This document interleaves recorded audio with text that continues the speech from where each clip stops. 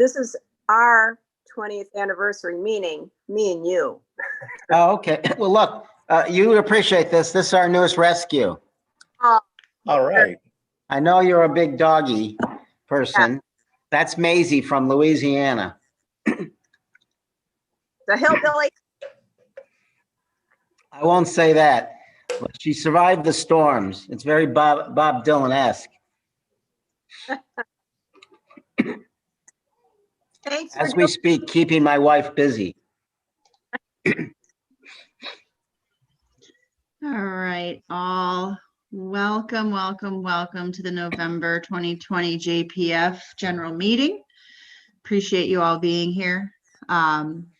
We have a lot on the agenda, but it should go rather quick. And then I guess they don't want me to do that because I'm at the end. Okay, so welcome. That part's done. I'm going to kick it over to Katie to give us the finance and membership update. All right. Hi, everyone. Thank you for joining us. And you can see the update there on the screen. We currently have $9,164 in the account, and our membership numbers break down to 93 regular, 5 associate, 24 business, and 1 nonprofit for a total of 123. Thank you. Awesome. That was fast. No, get it done. All right, so I just have a few updates for my report. One thing we want to let everyone know is that we do take the comments and feedback we get from members to heart. And we have been discussing how to better moderate and manage our Facebook group, especially when it comes to bullying, terminology that is demeaning, ableism, and all of these other things. So in the next week or so, we will post a revised rules of the road that we believe achieves some of the goals of making our group a reflection of our real life organization, which is inclusive, diverse, and safe for those who want to have conversations. So we're open to suggestions. We are happy for input. So you want to email us, PM us, any of that. We'll always consider those suggestions. I mean, there's a board that helps run this group, but it's our group. So if you have feedback, please do share that. One other update for everyone is I had a meeting with the principal, and her name's going to escape me right now, so forgive me, of Beard Elementary. They are undergoing some extensive building, and they're getting a bigger wing and an outdoor playground and a community meeting room that they wanted to see if, you know, there was something JPF, once we do get back to normal, would be interested in utilizing. The new facility, parts of the facility and the new playground, which we could also use for our picnic, are completely accessible, which is a huge win. And they will allow those playgrounds to be used by the public during non-school hours. So that's also pretty great. But she was excited to talk with us, and you know, we, prior to the pandemic, had started contacting some of our local community schools to see how we could support them better and involve them in our activities. Some of the things we were hoping for, including a Christmas concert at Jeff Park, are not going to happen this year, but we're maintaining those relationships so that we can, you know, when we get back to normal, we will start amping up all of those efforts again. So those are my two things that I've been working on pretty recently. I'm going to kick it over to Rolando to give us a brief update on a group that we are involved in. This is not a JPF group, but it's a community group that has lots of stakeholders. Representative Lindsay LaPointe, Alderman Gardner's office has been involved, as well as members from a variety of the community groups and churches. So it's a really nice mix. So Rolando, can you go ahead and speak to our working group on homelessness? Yeah, thank you. As you've probably seen on the JPF page, we've posted some information asking for either volunteers or just resources, contact information. We have a situation with homeless neighbors that are staying at the Jeff Park terminal, and it's become an issue for the local businesses in the sense that, especially in the beginning of the pandemic, nothing was open, and it just became human waste issue at the terminal, by Natick, by Weston's. And so a group of us have gathered, as Maggie said, representatives from the JPNA, JPF, Eden's, Congregational, Replica Point, the Chamber, and the Alderman's office.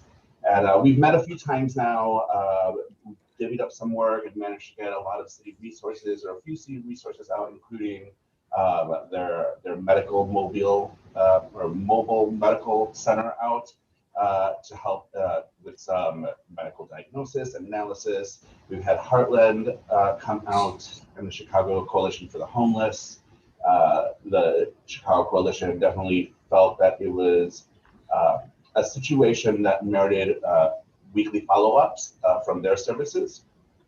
And as of, I think this week, if not, maybe late last week, Replica Point has sent an email, a letter to the Commissioner of CDOT, as well as a Deputy Commissioner and leadership at CTA, asking for the possibility of utilizing space at the terminal to bring in a temporary restroom, and with the hopes of future discussions of maybe leasing or giving up some of that space for a permanent bathroom. We're waiting for feedback from Commissioner Biaggi, but we're hoping good things will come from this. Awesome. Thanks, Rolando. I do have, sorry, this came in, and you asked me to talk about it, and I didn't have any updates until about an hour ago. The Six Corners Association, in partnership with the Jefferson Park Chamber, are working on a holiday guide. We couldn't do the Jolly Trolley this year as we did last year. So we're trying to do something that will help support our local businesses. There will be a holiday guide released next Wednesday, I believe. Oh, I'm sorry, Wednesday. It's the 26th. I have my dates wrong. So look for that. There will be information there about what businesses are running, what specials, and there will be a PDF that we'll post on JPF, as well as physical media that will be available. Awesome. That's nice that they're doing that. Hopefully get people shopping local. All right, Mark Hansen, sir, do you have an update on community development? Sure, thanks, Maggie. Mark here, Community Development. We continue to meet and plan our salon discussions. Next one is a book club, February 3rd, Wednesday, February 3rd. Plenty of time to do the homework. A book club in collaboration with Susie on the title Radical Suburbs, Experimental Living on the Fringes of the American City. Should be a good one. Our last salon was a film club, and now we're going book club on this one. And I'll put the community development page link in the chat if you want to try to click through and join that group if you haven't, or follow it and get more information on the book. Thanks. I was just going to mention too, Mark, that maybe we can figure out a way to make it available to the broader Jefferson Park Forward group too, because sometimes it's hard. If you're not in the community development group, you may not even know what's happening. And somebody in the there's over 1,000 people in the main group. Maybe there's somebody there that would have interest in it. But we can figure all that out later. I'm just excited to read the book and to join in the discussion about it. Cool. Awesome. Looking forward to it. That group has really, I'm in transit and stuff like that. And so I think I would have some knowledge base, but I really learn a lot because of these salons and these discussions. So I appreciate your work with that, Mark and Susie. So, hey, Don, you want to give us a quick update about the business partner raffle? Oh, yeah. Well, we just announced a couple winners for October, and obviously we are well on our way to November. And I can't stress enough, we talk about supporting businesses, especially in this era of partial COVID shutdowns. Please, support the businesses. And, we've got the raffle, send in those receipts. I'm sure, we've got Thanksgiving coming up, and there'll be people buying pies from Delightful or Fanny's, or just admitting failure on dinner and catering it from Gale Street. Send in those receipts. And, just last week, I was talking to a member and telling him, well, send in your receipts. And he's like, well, I just won. That's not right. And that's a very honorable position to take. Please still send in your receipts. And just with a little note saying, hey, I want to be left out of the drawing because I just won, or maybe you just want to be left, not participate in the drawing for some other reason. But it's really important that we show local businesses how much JPF is supporting them. And it'd be really nice if we could say, hey, in November, JPF members spent $3,000 at local businesses. So please do, send in those receipts and patronize all these businesses, whether it's an official business partner or we have a list of what we call other local favorites. It's really important. And Don, ordering Thanksgiving would not be failure. It's called being only cooking for one or two. Oh, okay. Nice. All right. Well, Marie, since you're talking, can you go ahead and give us just a quick update on the fall cleanup and any livability attractiveness committee stuff that you want to share? Well, we actually did have a little bit of the cleanup. We could do the socially distant cleanup. It didn't go over as big as it typically would have, given that we had a really crappy weather week. We only had 2 decent days, as well as, just not being able to do things together. So that kind of makes it not as fun for anybody. We did get some nice pictures. We saw some people out there cleaning, which was very nice. Prior to that week, Tom went and planted the post office, and he put some mums and stuff in there the week prior to the cleanup. And that looked really good. So more to come in the spring, right?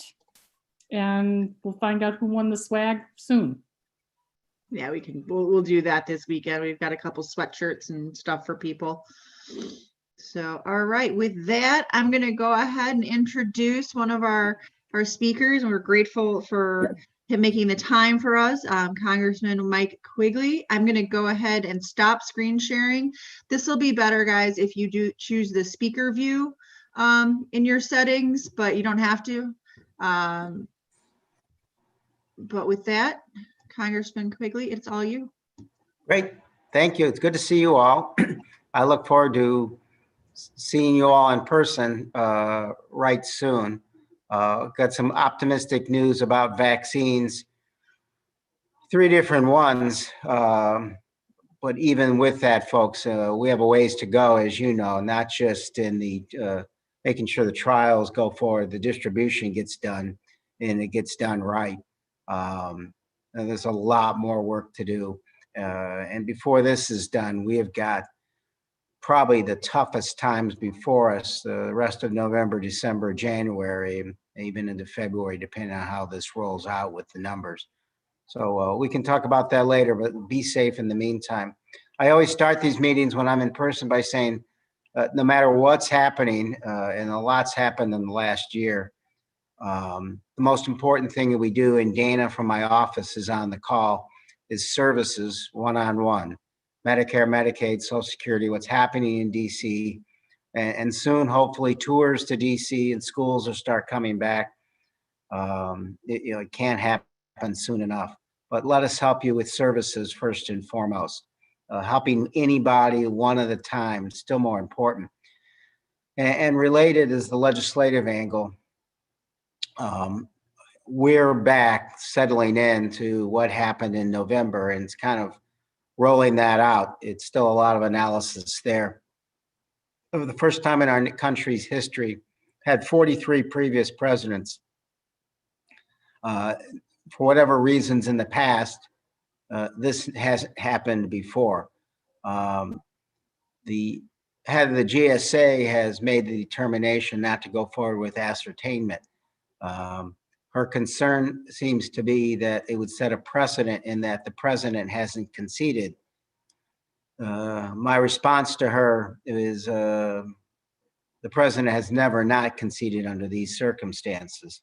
And what's very likely to happen is Vice President Biden will end up with the same number of electoral votes by a wider margin than President Trump got 4 years ago. So this is far from over. We knew it would be a a cluster, and it's going to get worse, folks, before it's over. But my subcommittee, I'm a cardinal on the appropriations committee. My committee funds the GSA. So I am doing everything I can. I was quoted on CNN somewhat calmly talking about the administrator. And my response was, we're trying to get her to do the right thing. So it isn't always a good idea to berate somebody. You're trying to get them to do the right thing. She should have done it a long time ago, but by any means necessary, I'm going to take my tack to try to get that done. When we get done with this, we still have to fund the government, and we still have to do another COVID care package. The House passed one, 7 months ago, the big, huge monsters, heroes, and then a secondary one as a compromise. The Senate never passed an alternative, still hasn't done that. We're hoping that we'll get one done before the end of the year to help folks until the end of January. And then in January, my advice to the Biden administration would be do one that does the entire year, no 3 months at a time. Our small businesses have to know, they have to have certainty, right? People need to know about housing security, food security through the whole year. And that includes an extension of unemployment benefits, rental assurance, and so forth. But particularly, the aspects that affect those small businesses that we should all patronize during this holiday season. So I think that's all possible with somebody I don't agree with very much at all. That's Mitch McConnell. Here's what ought to keep us up at night. I'm not sure this president doesn't go to Florida and stay. It just sounds crazy, but I think that's a possibility.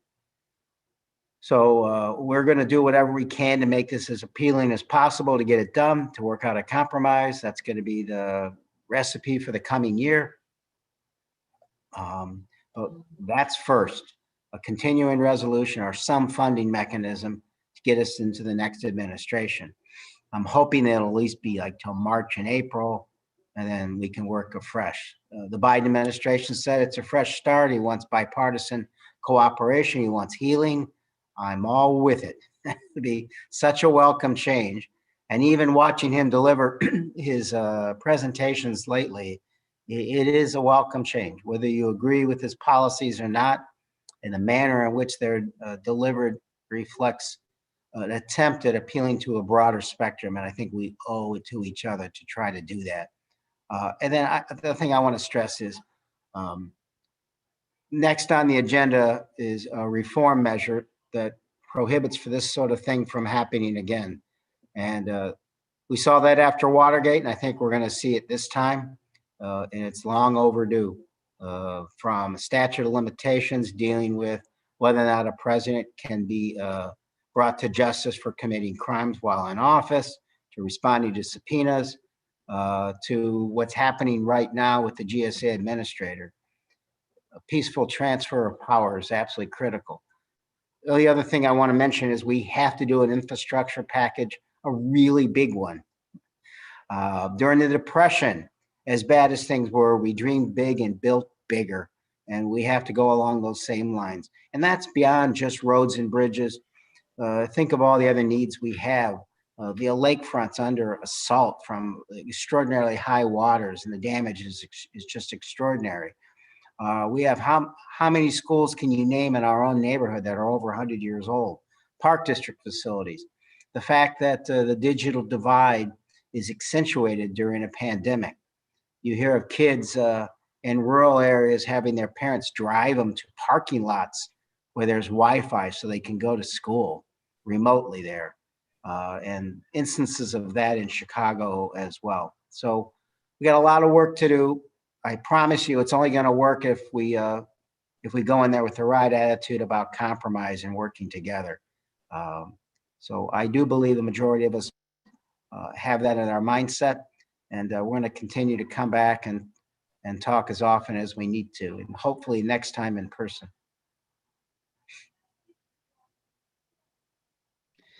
Thank you so much. Does anyone have any questions? You can go ahead and post them in the chat. Any comments? We'll give that a minute before we move on to the next speaker. Just want to say thank you again, Congressman. Too. Sure. Like, we really appreciate you giving us this time. Or little neighborhood group trying to do good, and it's so great to have someone be able to just come in and tell us what's going on. And apparently, someone else is very interested in this. Hi. How you Say doing? hi. All right, go ask Daddy now. It's She really music wants to my ears, Maggie. It really is. This is our congressman. All right. Well, I Oh. don't see any questions. So with that, we're going to say thank you. All right, And- everybody. Say goodbye. Thank you. Stay close, but not too close, okay? It looks like there was a question, Maggie. Oh, I do. Something just popped up. Okay. All right. From Jack Charlier, we've got Emmanuel's name is being bounced around for a position in Biden's administration. What is your position on this, especially as it relates to DOT? Let me put it this way. I've been doing this in this neighborhood since 1982. And I'm going to say things that folks may disagree with, but I'll tell you this. Our state's finances are near junk status. You're well aware of the city's financial state. I'm on the appropriations committee, and I have to work with Republican senators. We have to get things done. I have to draw resources back. We have to rebuild the blue line. We have to do all the infrastructure I just talked about. Who would I rather work with? A guy who's the former mayor of the city of Chicago, who really, really wants to help Chicago, or somebody I'll have to get introduced to, right? I'll have no clue who it is. So if Rahm Emanuel is the next Department of Transportation Secretary, great. This can't be about ideology. And I understand people's differing views on Mayor Emanuel. I get it. I'm just telling you, there are plenty of folks that'll talk to you about advocating only, and that's a big part of my job. But the biggest part of my job right now, given how tough it is in the middle of a pandemic, is to govern, right? So I'm an appropriator, and I'm going to drive resources back. I've been doing this for 11 years now, almost 12. And it took a lot of work to get on the appropriations committee. It took really hard to become a chairman on that committee. I'm second on the committee that funds transportation, the subcommittee. I'd love to be the chairman of that, because the last month of the Obama administration, we got $1 billion for the red line. Folks, here's how that got done. Durbin got it out of the Senate, I got it out of the House, and Rahm Emanuel got it out of the White House. And that extended the red line into very poor neighborhoods and rebuilt a lot of the rest of the red line. That's an example of what would happen. So look, I get what I'm hearing from some folks who are looking for a cabinet based purely on ideological issues. There's a role for that. But I'm going to tell you, folks, everybody has a different role. My primary role is to take the burden off of your taxpayer rolls. You're going to be asked to raise property taxes soon in Chicago. The state's looking at this issue. Part of my dealing with the Obama administration, we got the money for the reservoirs for the MWRD so the sewage doesn't get dumped in the lake. That was me dealing with a guy you really hated, Speaker Boehner. So I anticipate questions like this, and folk can react any way they want. I'm just telling you, I got sent there to bring stuff back, and that's what I'm going to do. And it'd be a lot easier, I'm telling you the truth, if Rahm Emanuel's DOT secretary. I have a follow-up question, if you don't mind, Congressman. Sure. Because we're on the topic.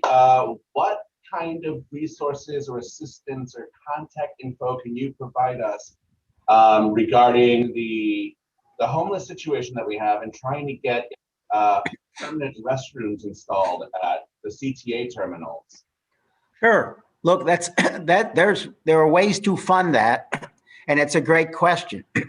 And I have staff, Max, my staff in DC, who's 90% of what he does is drive resources back just like that. We don't have earmarks right now, and I want earmarks because my first term we had them, and I got $500,000, I got $500,000 right to the center on Halsted. Just one example. So until we get earmarks, I think we will under this administration, where I can target it, the best I can do is up the columns that fund the issues that you're talking about. And again, that's a beautiful committee to chair, that subcommittee, because the full part of that committee is transportation, housing, and urban development. So it funds exactly what you're talking about. It focuses on the majority of the focus on housing there is affordable housing and helping prevent homelessness in a wide variety of ways. So, my goal is somehow this year to switch over and be chairman of that subcommittee. Regardless, under the Biden administration, we have opportunities to target money through earmarks a little more. But then there's sort of earmarks once removed, where we create a bigger pile of resources and tailor it. So pretty much the CTA and CHA only can, fit those requirements, and a few other cities. So it's a little bit of governing. It's a little bit of politicking. And I don't think there's anything wrong with that. I should care just as much about the farmers having the locks on the Mississippi fixed as they do about the issue you just raised. Sure. This country has to start recognizing that we have to care about each other's districts. But some of that, frankly, is wheeling and dealing. I'll close, and I know you got other things on your agenda. Mark Twain said it best. And I think it's my message on how to do this job. He said, we expect our doctors to practice medicine. We expect our lawyers to practice law. But sometimes we don't expect our elected officials to practice politics. Let me tell you, practicing politics is how Chicago flourishes and has successfely gotten assistance from DC in the past. And that's going to be my path. But I want to continue to hear. That's a great point you raise. Work with my district staff and my DC staff to accentuate what we need. We get a big infrastructure package. This isn't going to be top-down decision-making.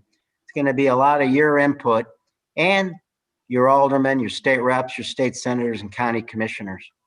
Great. Thank you. I came up through community groups. I got to keep listening.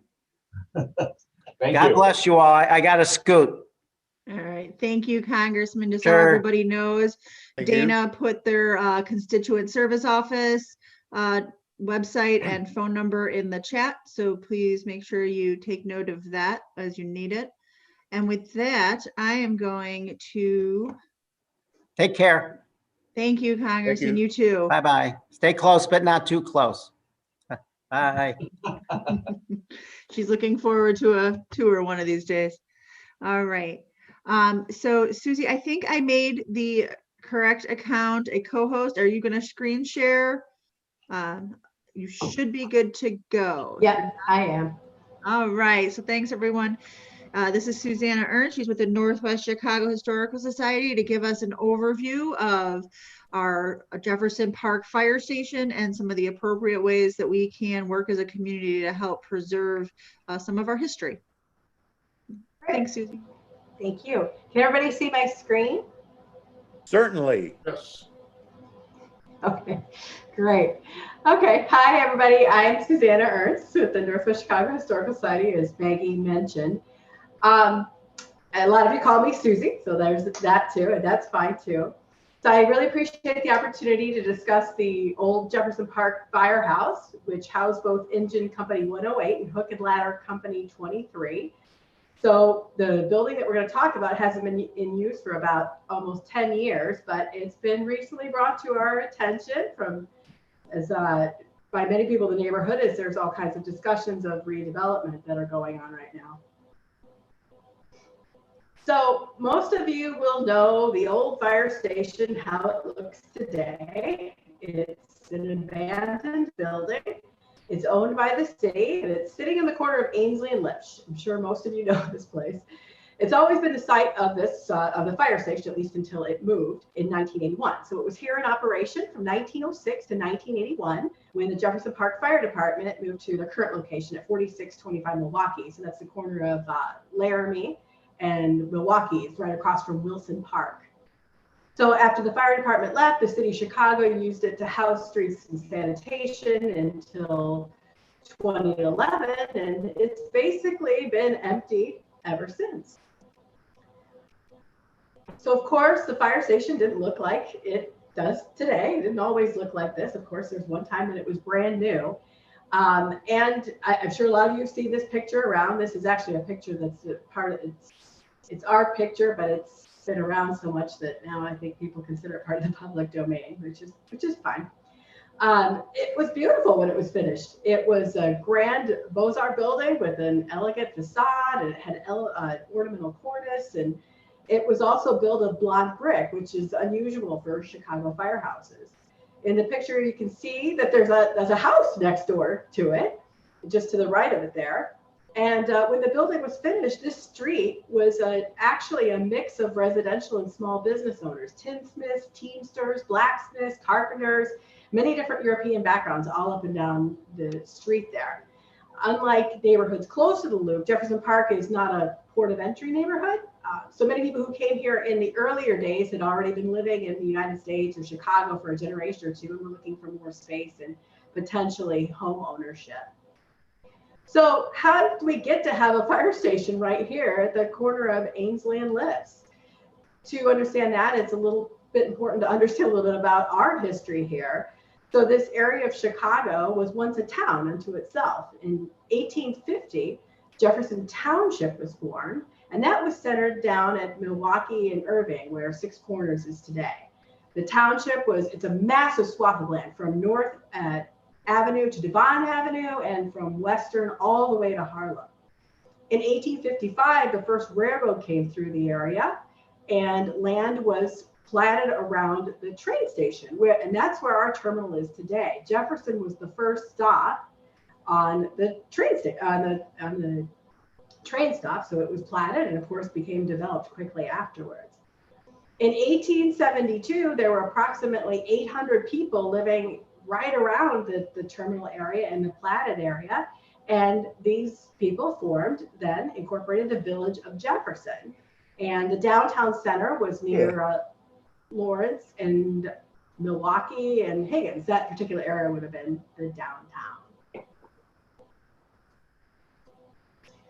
So in 1874, the village of Jefferson established a volunteer fire department. And here they are. They were called the Jefferson Protector Volunteer Fire Company, and they were based at the corner of Our and Short Streets, which is Ainsley and Lipsch today. So we're not completely certain where this particular picture was taken, but we know that these people were part of that volunteer fire department. And the people here, this picture features a whole host of people who were very important to the founding of Jefferson and being around in early Jefferson. They included the Esdor family, the Wolfs, and even Dr. David Fonda, who was the head of the medical facilities at the Cook County Hospital in Dunning. So in here were business owners, justice of the peace, people who would go on to major political roles at the city and state level later. They were all volunteers to protect this part of the city.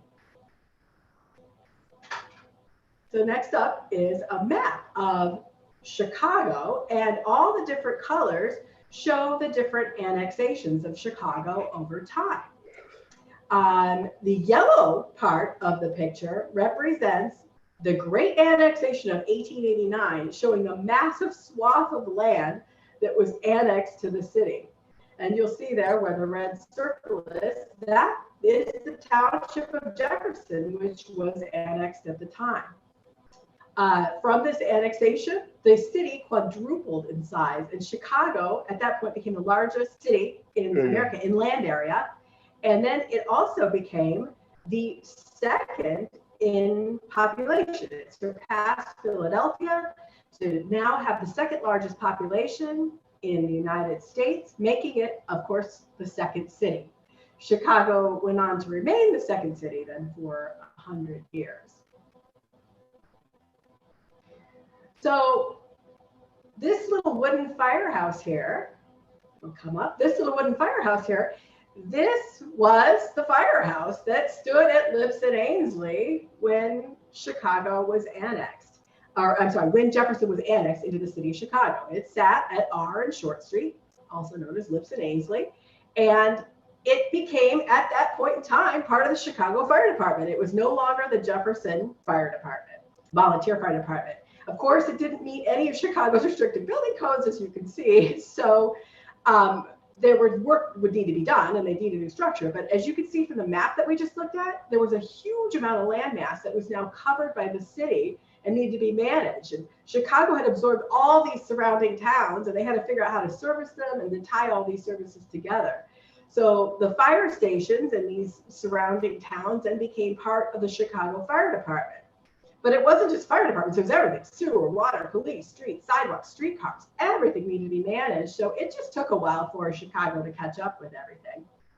So overnight, as I mentioned, this little building became the Chicago Fire Department. And then about a year or so later, it became officially Hook and Ladder number 23. And the volunteer fire department was no more. And now the firefighters would be employees of the city of Chicago full time. That would be their main job. So here is another picture, and I'm sure that you've all seen this picture as well. This is another one that's our picture that is now appearing all over Jefferson Park on many different websites and on protest signs and so forth. You will see this lovely, lovely picture, probably the best picture that we have of the early firehouse. So Chicago couldn't get around to updating all these firehouses until between 1900 and 1910, and so they did this one in 1906. At the time, they installed modern amenities such as a brass slide pole and a spiral staircase, and there were shiny ceramic bricks. The ceramic bricks, of course, would make it easier to hose the place down because, of course, there were going to be horses on the inside at the time. Fire trucks, fire engines, and hook and ladders were pulled by actual horses, not by, it wasn't a truck as it is today. And this particular firehouse would serve the area called Jefferson Park, which is now a Chicago neighborhood. Because of the multitude of nearby angled streets, you have Milwaukee, you have Higgins, you have Northwest Highway. It was easy to service all the local areas. And this little firehouse became the main fire station for the entire northwest side of Chicago. They covered as many as 9 square miles at one time. And one of the most common problems in the early years was fighting prairie fires. They would have as many as 50 to 75 prairie fires to put out in a day from this little building. And this is when engine number 108 was established. In 1906, it was Hook and Ladder 23 here, as well as fire engine 108. It also served as a fire station for O'Hare International Airport right after it opened until they could construct, it was O'Hare International time to O'Hare until they could construct a newer building. One thing I wanted to point out, a lot of people ask questions about, I see this online all the time on Facebook pages, is people ask it about the bridge over Ainsley, and why the bridge is there because the fire station was there, and the fire trucks sometimes had to get over the Kennedy and quickly and couldn't get through down on Morris Avenue. It just made more sense for it to be there. So that's why we have a bridge over an arterial street rather than over a main drag, so that they can easily get, it's highly unusual for that in the city, so the fire trucks can easily get over the freeway. As we mentioned, the firehouse ceased operation in 1981, and then 108 was moved to their current location where they are still today. So from all the 2-bay firehouses in the city of Chicago built before 1910, only 2 were in operation, we believe, and all others have been demolished, altered, or purchased by private owners. So one thing I want to point out, and I can't emphasize this enough, and many of the people that are here know me personally or know the Northwest Chicago Historical Society, but I'm very passionate about this. It's one of the a very small handful of structures that's left in Jefferson Park that was a significant part of our history, and it's the oldest public building that is still standing in the neighborhood. So it's a very important piece of our history. And then I just want to take you through a couple of shots that we have of the firehouse. It's just a couple shots here and there taken in the 1940s with the fire truck there. You can see all the houses there down R Street. Here's one of the inside. You can see the spiral staircase and the ceramic tiles, as well as the pole going down there. More of the inside. Those were taken in 1962 of the inside. And of course, we have up next here our fearless firefighters. And they are taken outside. And this was also in the 1960s.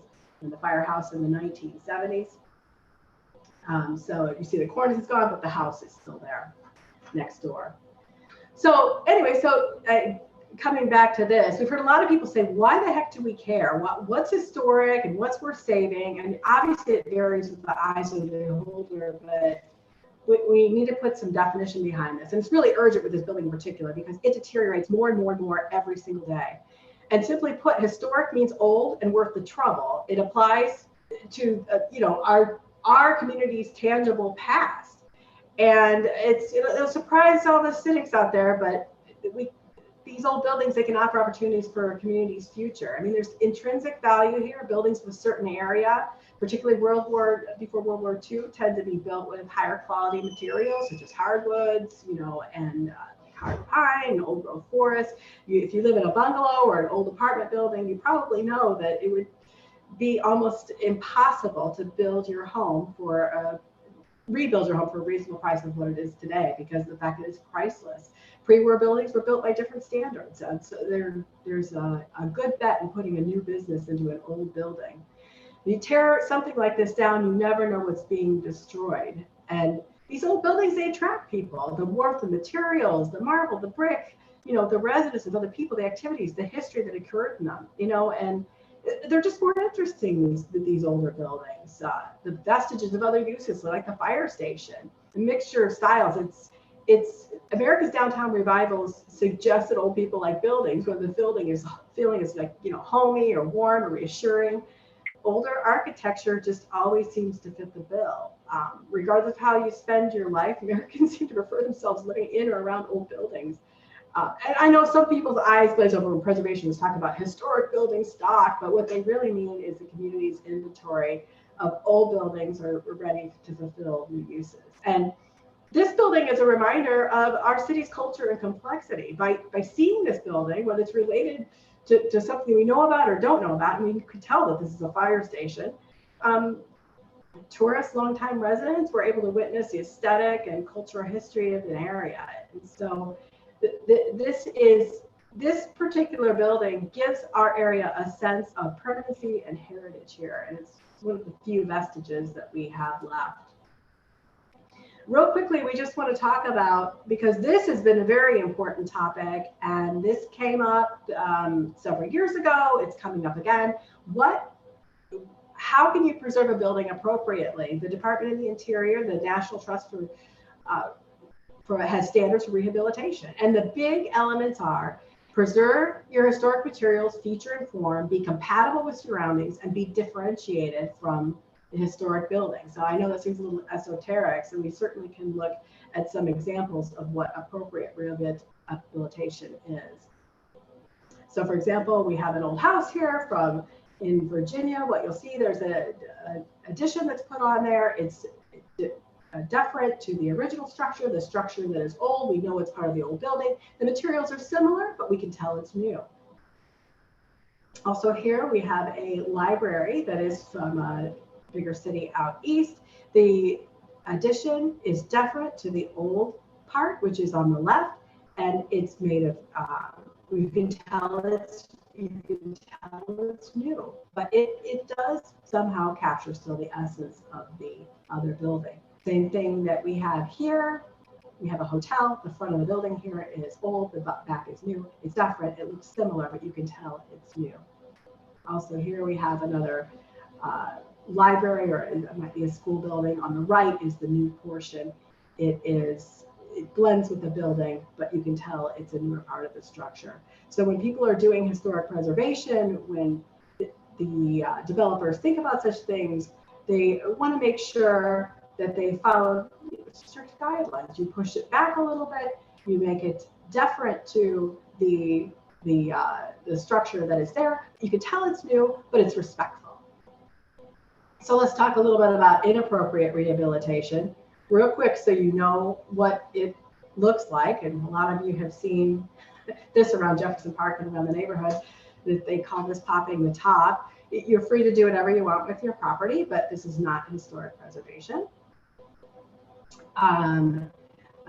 Another good example where it totally takes away from the historic facades of the other historic buildings on the street. This structure here is it looks like a jumble. You can't tell where the historic buildings end and the new ones begin because there's no setbacks at all. Here in this building, it is definitely set back and you can tell it's new, but it overpowers the old building. You don't even see the old building because you're so busy looking at the ridiculousness at the top of it. And then, of course, we have a very famous local example where you can't tell where the old building begins and new building ends, and there's no deference, and it's just hard to tell what you're looking at. It's a nice looking building, but you can't really tell it's a fire station. I'm sorry, Tim, I know he's on phone. So if you look at after working with some of the local preservationists and talking through appropriate historic preservation, this is the new plan that was put out by Ambrosia, which is, it's strikingly beautiful. You can tell what the building was. The addition is different. It is definitely, you can tell it's a new part, and it's not overpowering. You can tell what the building was. You can tell its use, and it follows every recommendation that was made by the National Trust. And what I did a little quick juxtaposition here to show you like the difference, because I think it's striking. And what a beautiful building. Obviously, the new one's on the right. That's the one that we hopefully walking into our neighborhood very soon here.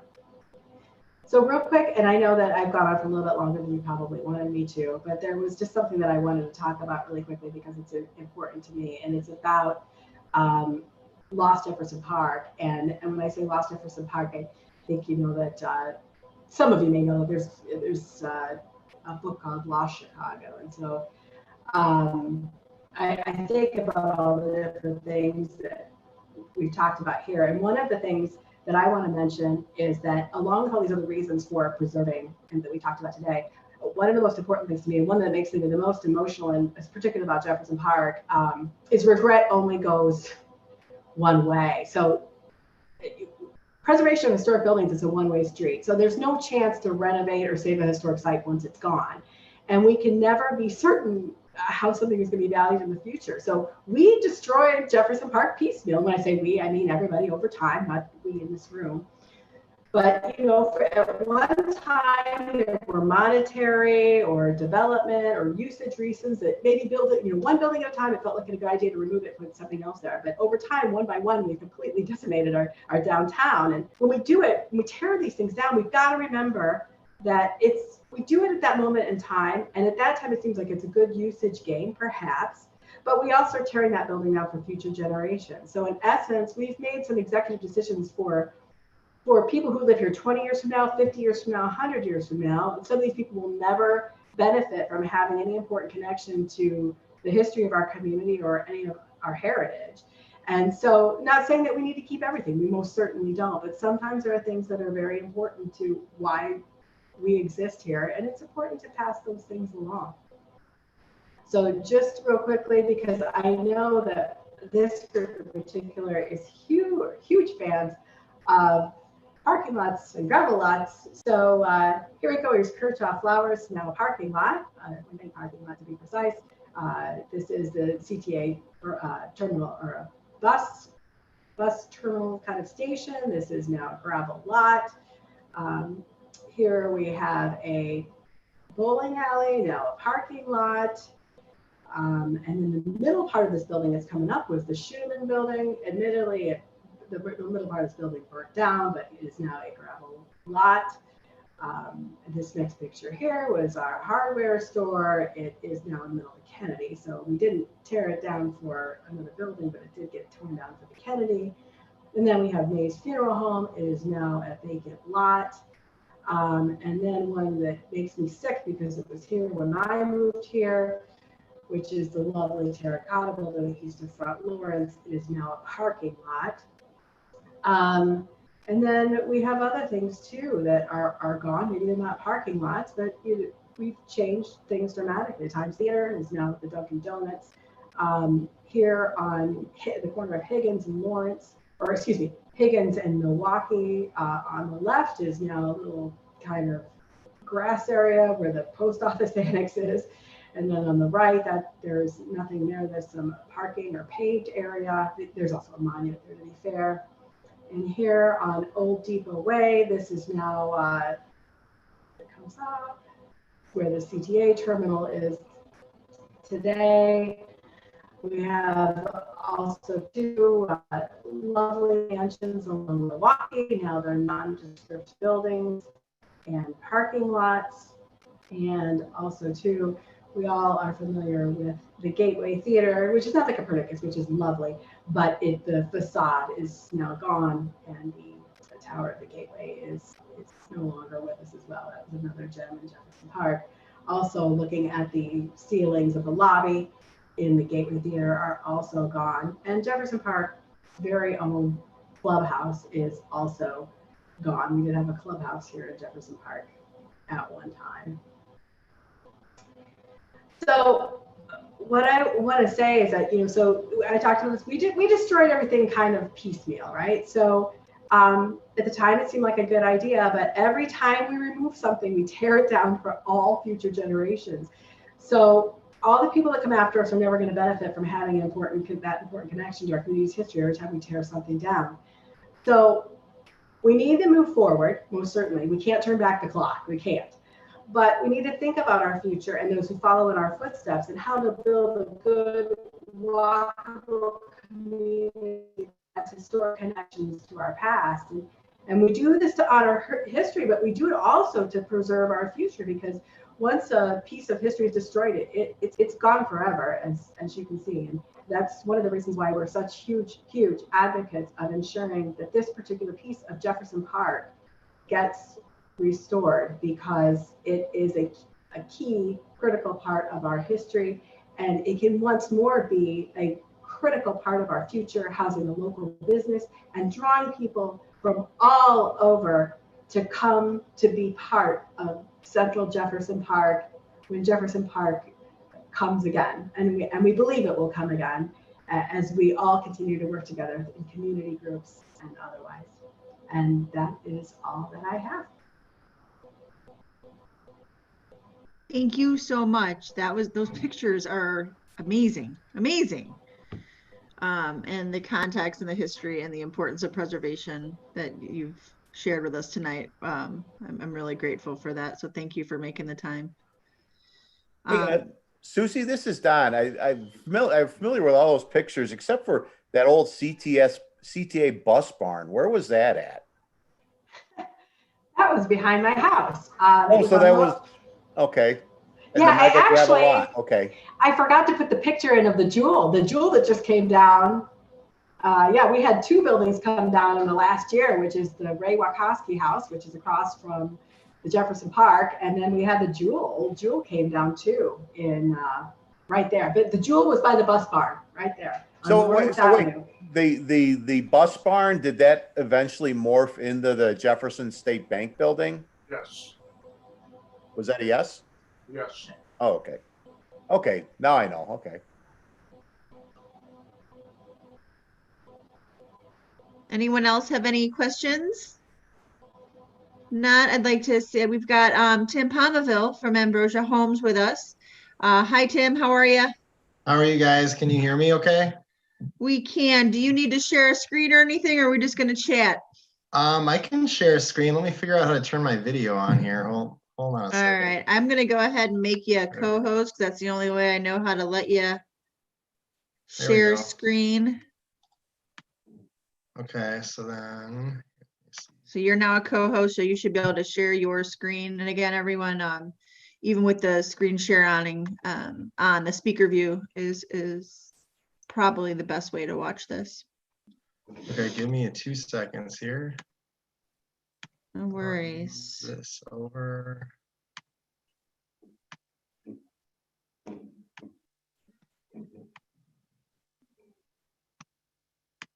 Oh, hold on. No worries. I'm just looking at your background, looking at Oh, all yeah. the buildings. It's like I'm downtown, huh? Can you guys see that plan? Do you No. guys see my second screen or not? No. Oh, you have All to right, so hold on, I'm doing something wrong. Hold on. All right, what am I doing wrong here? when you do your Oh. share, pick the other screen. That one, not that one. What's this one? How about now? Nope. Are you sharing? Did you click the There share? we go. There. You see it now? Yep. Okay, so this is for the technically challenged people like myself. So, okay, guys, my name is Tim Palmaville. I've met several of you in the past. Thanks for having me again. Thanks, Susie, too. I like seeing old pictures of Jefferson Park, whether it's this project or not. I just think it's kind of fun. So with this one, obviously we've been working on it for years. There's been a lot of input for this project from a lot of different groups, actually, but especially from both Northwest Historical Northwest Chicago Historical Group and then also Preservation Chicago. I think both of them have made pretty significant changes to this plan. I've actually learned a lot about historic preservation because of this job or this particular project. So I think it's been kind of an interesting one for that reason too.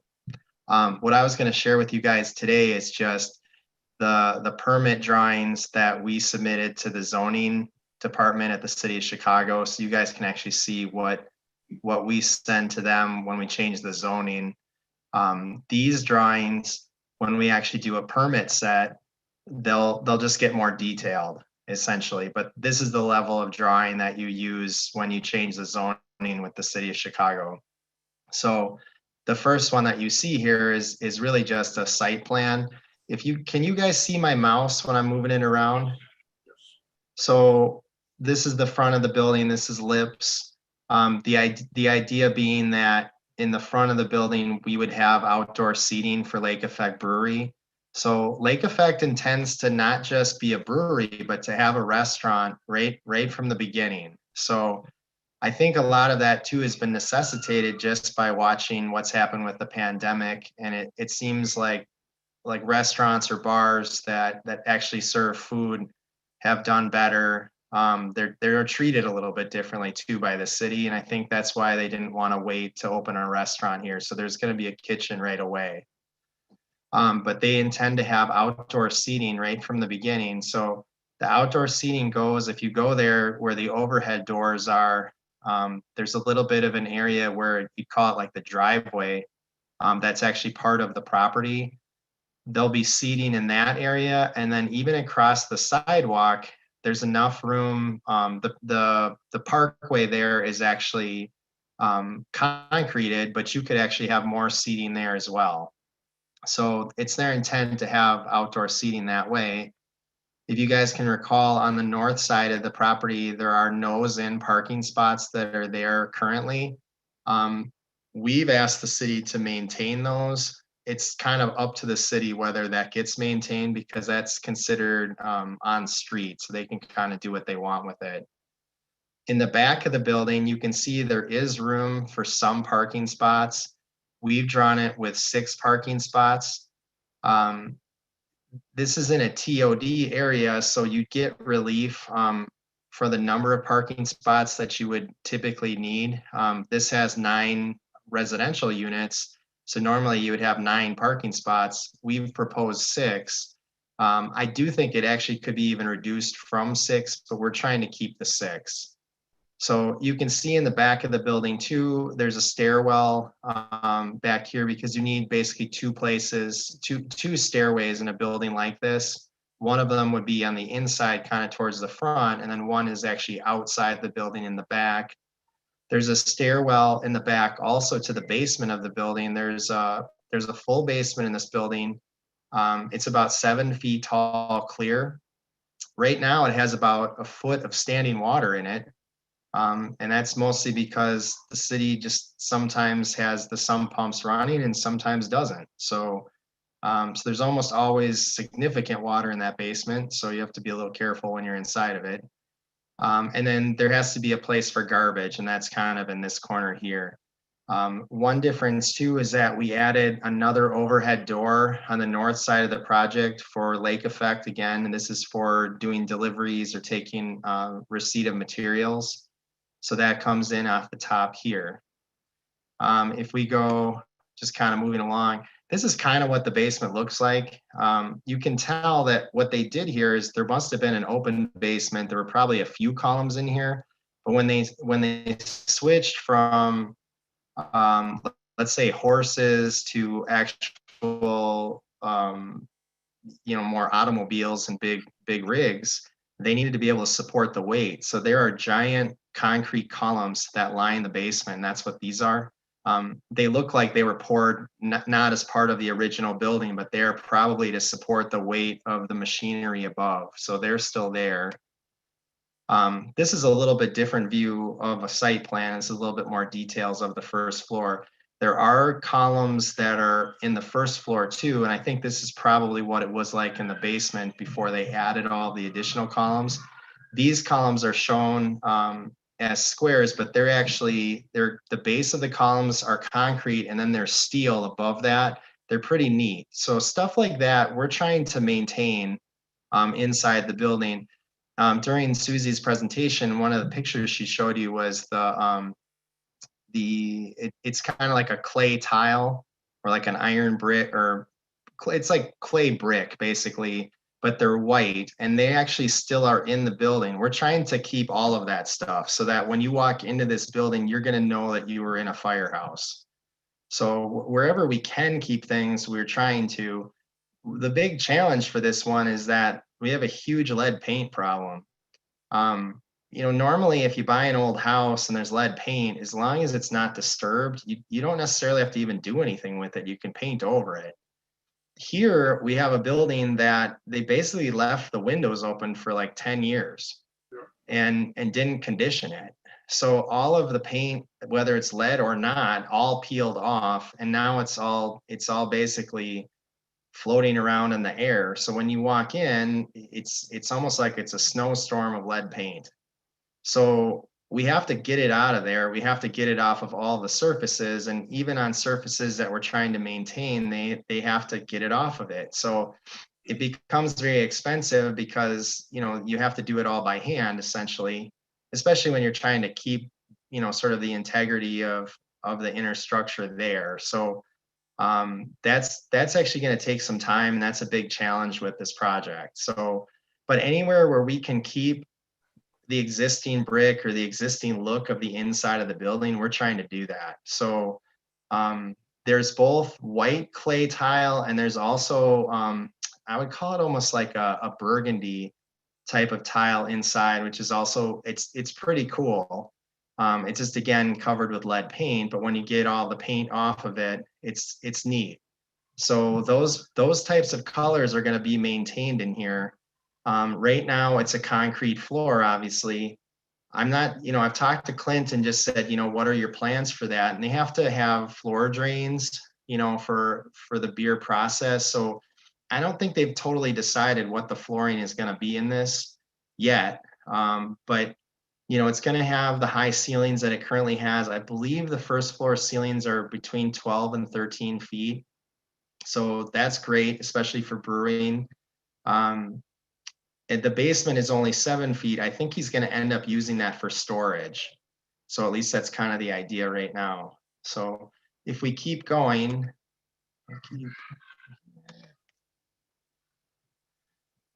on the second floor, now this is an existing floor, you can see where we've laid out different unit types and the basic areas for the units.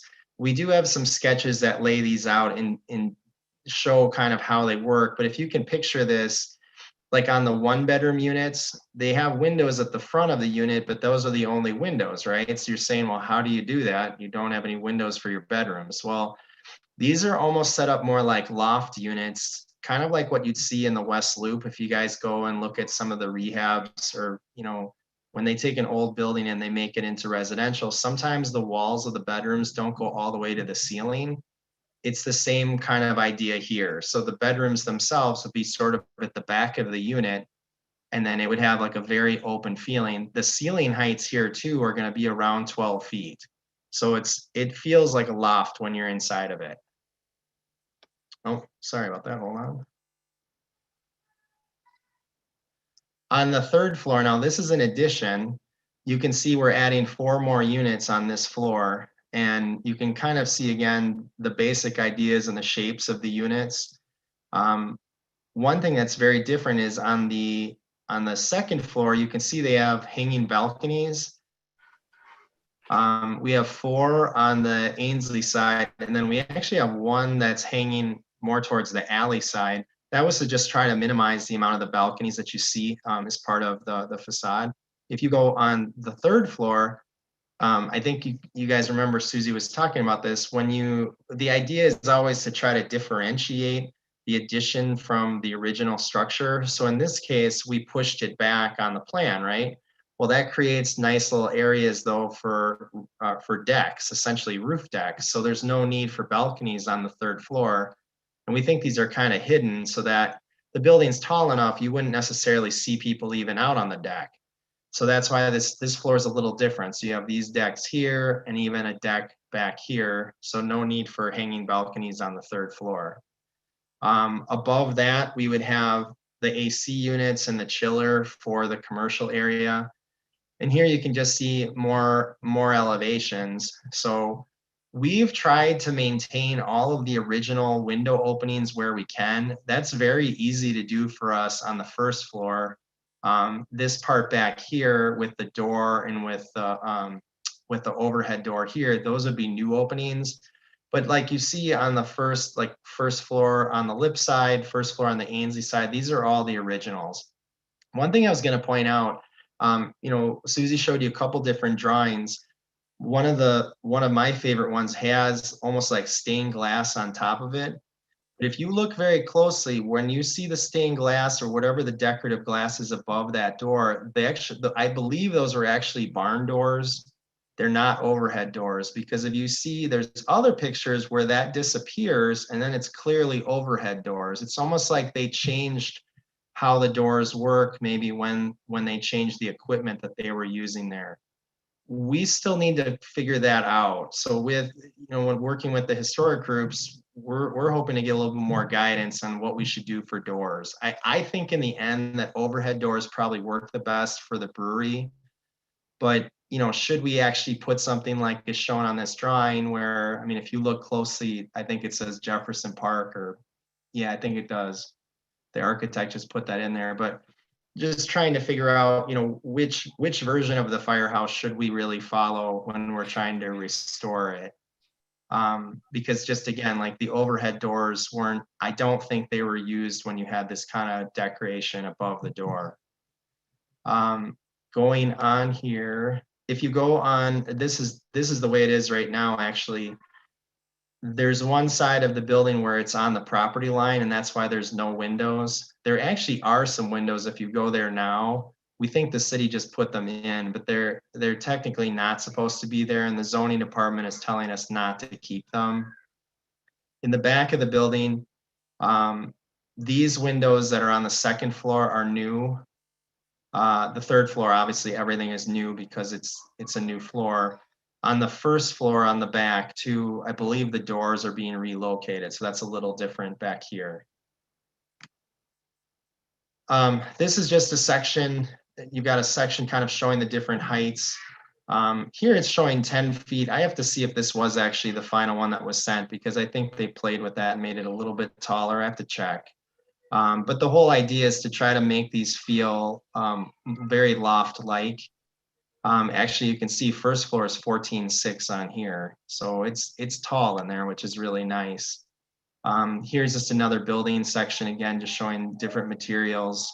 We're expecting on the third floor addition to actually do that with metal studs and then potentially hardy board. So it's a little bit, it's just a different material from the brick that's out there now. So that's this brown part. That's why that has a little different look than the brick that's here. And I think that's significantly different than the original drawings that we had, where we were just trying to kind of blend it all together. And I think this drawing is a lot nicer than those. So that's pretty cool. We've done a lot of research too on our end, just trying to make sure that we're planning for something that is, let's say, historically appropriate. There's a lot of different versions of the firehouse. So I'm going to show you something. Let me tell if you guys can see this. Okay, make it bigger. Hold on. How about now? I think it's fun to see them in color. So do you guys see that picture? Or did I lose you? Hold on a second. Right now, it's just the firehouse with a couple cars on the street.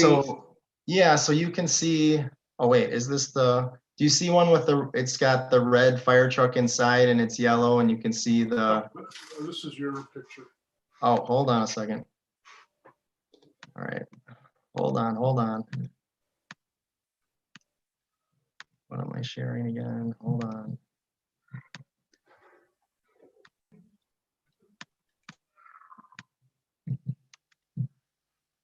All right, what am I doing wrong? Tim, you might have to do a stop share and then restart the share with your different screen. Maybe. It's either that. Okay, hold on. Either that or you shared application and not screen. So when you change out, it doesn't change. Oh, all right. Hold on.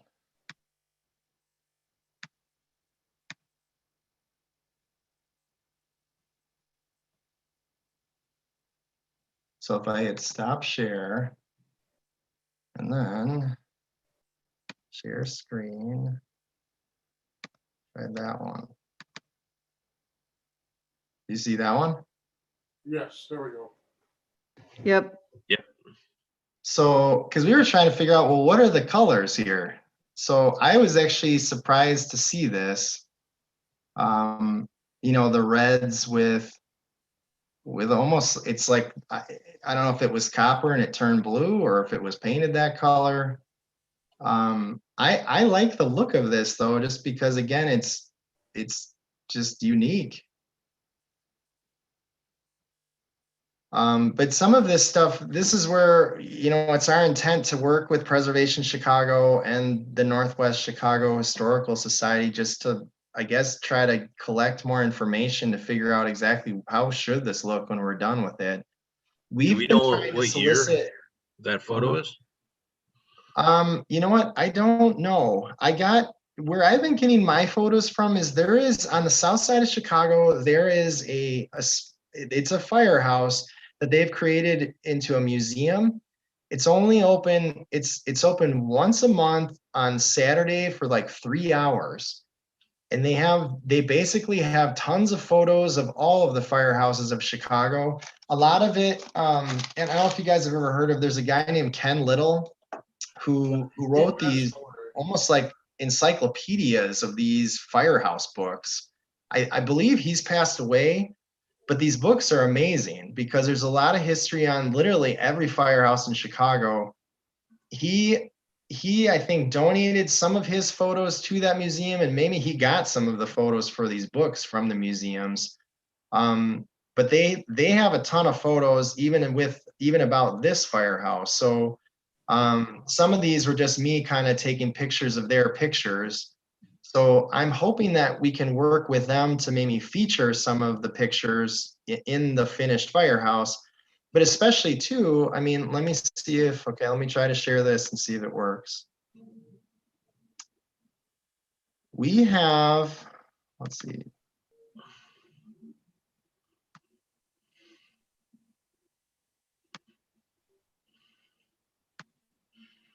right now. I'll try to share screen. Oh, that might be one that you even showed.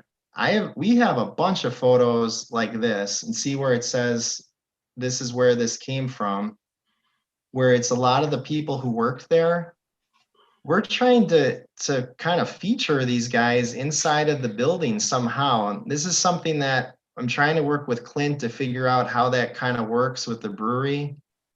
But there's so many people that worked at that building, and we just think there must be stories in the neighborhood of maybe people with more pictures, or just more things that happened at the firehouse, or just more of the history there. So we're trying to solicit pictures, anything that anyone can send us on this thing. We want to see it. It might help us to recreate something. See on the back, now look at the door behind this. You can tell that's a barn door. See that? That's not an overhead door. But at some point these changed. So there's some of this where it's like trying to be historically accurate. We almost have to pick a version of this and say that's what we're going to try to follow. But yeah, I mean, again, we are completely open to ideas to make this project better. If people have pictures, if people know people who worked there, anybody who really has any additional history on this, we'd love to hear it. I mean, we have like the Kenna Little books are good. There's several volumes of them. I own volume 2, and that has basically the current iteration of the firehouse. The older one, when it was the town of Jefferson, is actually in volume 1. And I've got some of the pictures, the same ones that Susie showed you too. So we have a little bit of that history too. That's going back pretty far though, because you're in the late 1800s at that point. Even if we could get history of people that worked there, post World War II, that would be pretty neat. So this would be maybe people's grandparents. If any of them were still alive, that would be amazing. We would just love to hear from anybody who even worked there. We just think that would be so cool. So I don't know if you guys know anybody like that, but I mean, please tell them to reach out to us, because we'd love to hear their stories.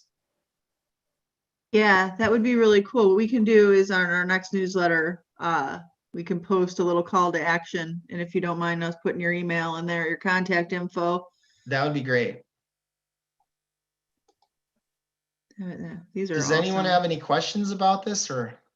We have a couple in the chat, so I'll read those. Marie was wondering, you had mentioned something about how the glass and the doors. So is there a reason it can't have the overhead doors and the decorative cap, or you're not there yet, or? Yeah, I think we're just trying to figure it out. It might be that that's what we end up going with, because that might look the neatest. It's probably not historically accurate though, because they would have never gone together.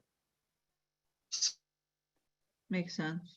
So this is where I think we have to kind of work together for it versus how important is it to just, look pretty neat. Right now, we got one more in here.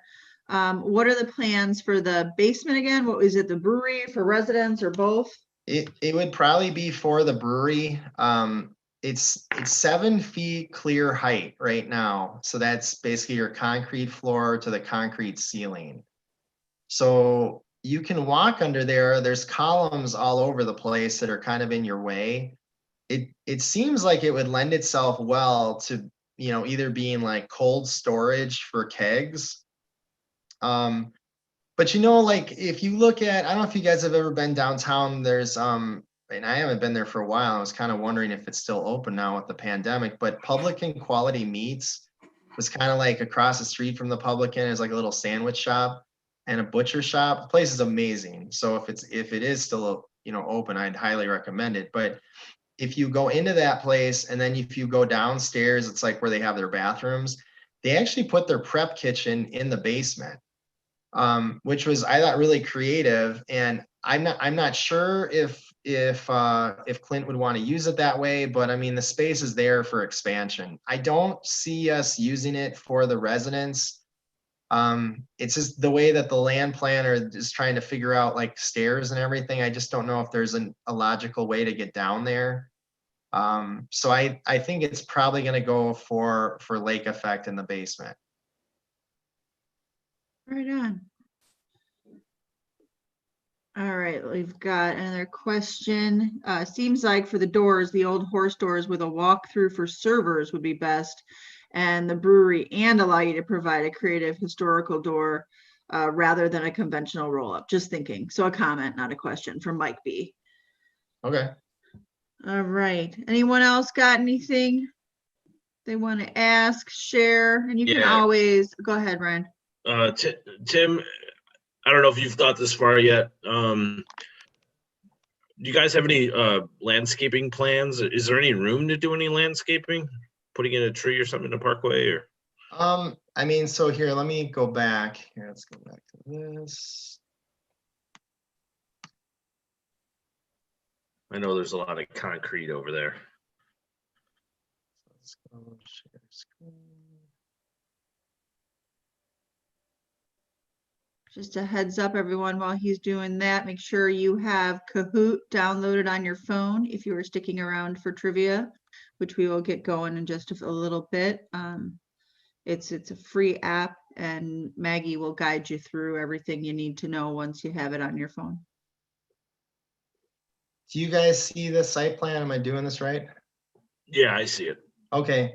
So, I mean, part of this is kind of being driven by Clint, because we obviously want to do everything to make, help him be successful. So in the front here, we're really thinking to try to keep this all for seating. So both, like, there's part on the property, and then this sort of parkway area potentially too would be for seating. If he would put a tree or two in here, I mean, I think that's possible. Another thing that we thought about was even if we can't put any trees in here, to just there's going to be some kind of gates or some kind of railings, to just do like planters or something to get some greenery in here, because I feel like it starts getting, it's very paved, or it's a lot of concrete. So to just get something going inside of it that way, that might be a different way. If you look on the side with the parking, because those are nosed in spots, that's probably where the landscaping would go. We're still not sure if the city's gonna let that stay like that, or if they're gonna make us basically curb this, and then there would be a lot of room potentially for landscaping. In the back, I mean, this is really, again, just paved, or it's concrete, so there's not a lot here. Maybe over here on this corner there might be some room. But I would say that at a minimum on the railings, you're going to see, some kind of planters or something to just get some greenery in here. Just because I think even when people are eating, they appreciate that. So there has to be something, because that's one thing. I mean, right now there's so many parking lots over there. It just feels like there's nothing planted like at all. you know? So it would be nice to see something.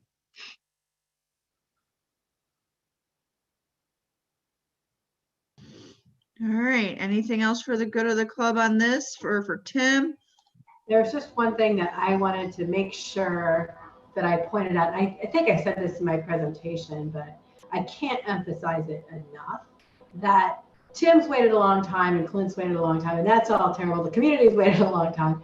But the reality is, with this building, every single day that goes by, because of how this building was preserved with the windows and so forth, it's deteriorating. And we really can't wait much longer on this for a myriad of reasons. Well, first of all, I mean, there's just the whole business and frustration of it all. But from the building itself, we can't afford too much more time here. And there's been some discussion that we might have to wait longer. And that's just not good for the community. It's not good for local business. It's not good for historic preservation. It's not good for Jefferson Park.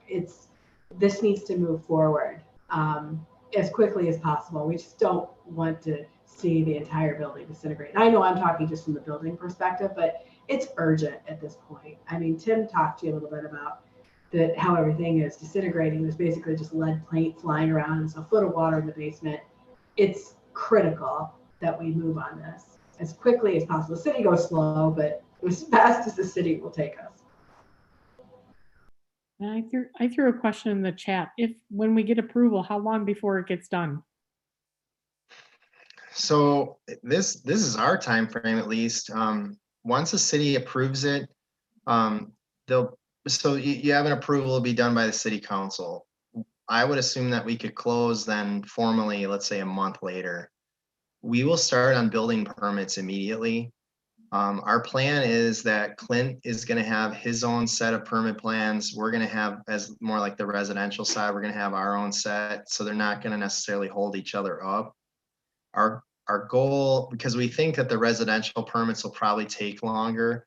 Our goal, and we don't think that Clint's will take that long at all. Our goal is really to try to get Clint into the building, even when construction is going on for the second and third floor. He's going to have some time that he's going to need to build out, especially for the restaurant.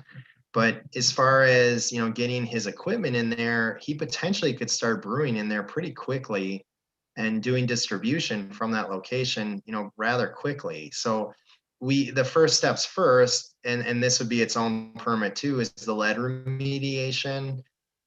That has to happen before anything does. I mean, we'll be doing all these permits at the same time, but we can probably get a lead remediation permit quicker even than the building permits. We would do that immediately, get this thing cleaned out so that at least he could start bringing his equipment in there to at least start brewing. And then he'd be waiting for his restaurant permits. We would be waiting for our residential permits, and basically we would just kind of work around each other. So we think it's extremely realistic that he's operating next year for sure. Is it next summer? Is it next fall? It's a little hard to say. But I mean, we've been waiting for so long. As soon as they say yes here, I mean, we're going to start doing a lot more detailed drawings to get this thing ready to be fully permitted.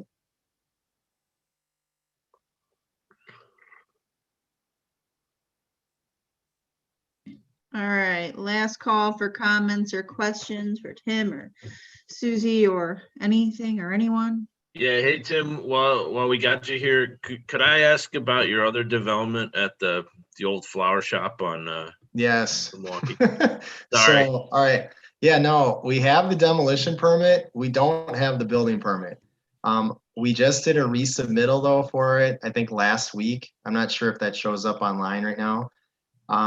If that permit is issued the next day, we will have the fences up and that building is going to be torn down. So we actually own the building next to it now too. I'm not sure if I told you guys that or not, but there's a little doctor's office that is next to it. There's a unit, like a 3-bedroom condo type unit that we did sort of a light rehab to, and we're trying to rent out now. The first floor though is actually a doctor's office, and we're going to be putting up a sign for rent for that. It's in really good condition. If anybody knows anybody who's looking for medical office space, it's in great shape. It was really well cared for by the hospital group that was using it previously. And I think they just relocated because they wanted to go back to their hospital. But if anyone knows anybody who needs medical office space, we're going to be putting that up on the market for lease. So I think, that's actually a really nice building. It's been kind of, I think, overshadowed because it's next to something that looks like it's about to fall over. But as soon as we have this permit, we're starting it. So and it's going to really change that corner because that building is big. It's 3.5 stories tall. It's bigger than the medical office building that I'm talking about. It's going to feel very different on that corner when that goes up. All right, look forward to seeing it. Yeah, me too. We have one more question from Michael B. How long for the residential units to be ready at the firehouse? I think that once the permit is issued, it will take 1 year to build it, where people would be living there. So that's you built it, you passed all the inspections, and people actually live there. Now, it's not that big of a project. I think though, we're gonna probably end up spending more time just to make sure that that exterior is really beautiful and try to be as historically accurate as possible. So that's gonna add some time to it, but I think it's a year. All right. One last call. Everyone good? All right. Well, thank you guys for having me. Thank you for coming and for giving us all this additional information and your progress. And thanks for all the work you've put in. I know it's been a long, one it's been a more long thing. run. Can you guys, I am sure you've all done this already, but we do have a website and we do have a little petition going. The city actually does pay attention to this stuff. If you haven't already, if you guys wouldn't mind just going on there, and it's just a little form that you fill out to just support us. If you're in support of us, we could really use it. Yeah, it has been shared on our social media, but Oh, okay, cool. we'll certainly do that again. Yeah, thank you Absolutely. guys for doing it. I think we're over 800 right now, which is terrific. So, because we haven't had it up for very long. But yeah, it's just interesting, like talking to the people in the planning department and stuff. They do pay attention to this kind of thing. And Hey, Tim, maybe going back to, you're looking for photos and things to add. Maybe you might want to put in somewhere on that website where we could direct that kind of information to you. It may already be there. Sure. Yeah, there's at the bottom of the pages, actually, it has an email address. Oh, okay. If people want to email it, or just there's a phone number too, just call. I mean, I can, if people don't even want to email, they just want to show me stuff, I'll come see you. You know, anything that anybody has on that project, like I want to see it. And have you shared that petition with all the other neighborhood groups as well? It has been shared. I don't know how much support it necessarily has. I'm not talking about JPNA. I'm talking about like Portage Park, Irving. Yeah, I do believe so. You know, Clint actually shared it with a lot of them, and I'm on some of those groups. He's, I think, on every single one of them. So, he's been sort of our IT person to share things. I like to take some credit though. I did do a lot of work on that website myself. So, and I think it looks pretty good. So I don't know if you guys agree, but I was very impressed. I was like, man, this is pretty cool. Kate Rao has a question. Is there a date when it'll be up for approval by the city? You know, it's going to be in December sometime. So there's going to be a meeting in December that's going to be very important. So that's what I know right now. We're almost to the finish line, but we're not there. Yeah, Tim, I saw today on the city clerk's website that the Committee on Housing and Real Estate will take it up on December 8th at 10 a.m. That sounds right.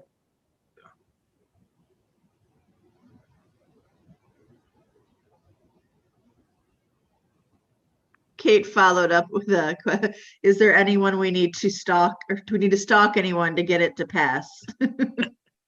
You know, I think right now it would just be helpful if everybody signed that petition. I do think, you know, we will be asking the groups that wrote like letters of recommendation, like Jefferson Park Forward wrote a letter of recommendation. It'd be really nice if someone from the group would speak at that public hearing. They're all done by Zoom now, just to say, you know, nice things about why they wrote that letter, you know, just even if all they did was read the letter out loud, that's fine too. But just to have a little bit of, you know, live feedback for why people support the project, I think that'd be really helpful. I think right now that's probably all we need. I mean, I feel good about it. The project is, I think really well thought out. The team is strong. I think the fact that we have Lake Effect is really good. You know, they're a known business. People love them. And what's nice about having a business like that is on day one, you're going to be generating, you know, we have full real estate taxes we'll be paying here, but you're going to actually get sales tax off that too. So I think that's always tough with some of these vacant businesses. you're losing out on real estate taxes sometimes because the landlords will go for relief when their business or when the buildings are vacant. But you're also losing out on sales tax if a building's not occupied. So the fact that we've got that right away, I think is really neat. So there's a lot of reasons why I think this is a really strong proposal. So yeah, I think just having a little bit of feedback from the people who wrote support letters like at the beginning of that meeting is probably the best thing that we could do. Yeah, you can count on JPF for that. Thank you. So we'll be there. And we can talk about that a little more offline of how we want to approach that for sure. Sure. Yeah, no, Who that'd we be want. really helpful. Yeah, awesome. All right, one last call. This was awesome. You guys really had a lot of good questions, and I think we got a lot of good information. So Good. with that, I'm going to steal the screen back from you. All right. Any other business for the good of the club? I have one piece of closing business. Please note that we will not have a general meeting in December. So for things that we're doing, like supporting the firehouse plan and potentially some holiday stuff we're working on, please keep an eye on your emails and on social, and we'll share digitally for the next few weeks. And then we'll see if we're going to have, I'm not 100% if we'll have a meeting in January, but we will let y'all know. Has anyone got anything else for the good of the club? All right, with that, I'm going to go ahead and close the meeting. I'm going to stop streaming on YouTube, and we can move on to trivia. So thank you all for your time. Hopefully you'll stick around for a little bit of fun trivia with Maggie B. Otherwise, if not, thank you for coming to the meeting, and have a great Thanksgiving. Stay safe, wear a mask, wash your hands, all that good stuff. And we will see you all in person as soon as we can.